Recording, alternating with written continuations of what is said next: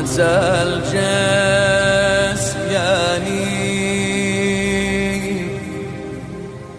نحیف و دل شکسته میری،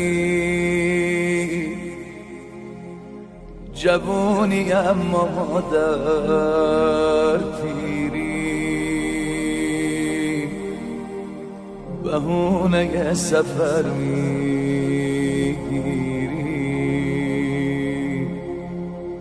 باکیت الایانی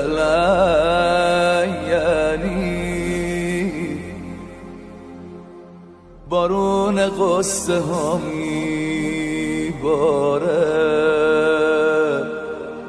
چشای مادر ما تاره، دیگه علی شده بیچاره. منحدت الرکن یعنی تبون برات نمونده بانو،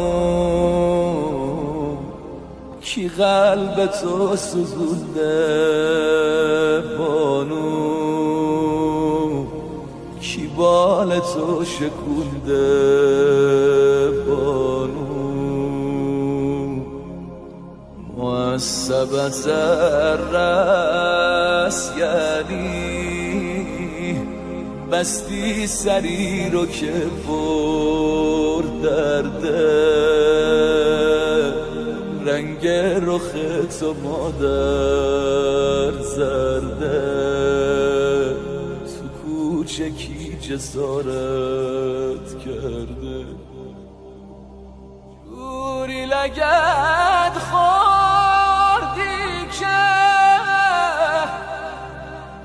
نمیتونی بلند شی از جات، جای غلاف رو بازوهات داری میری کنار بابا.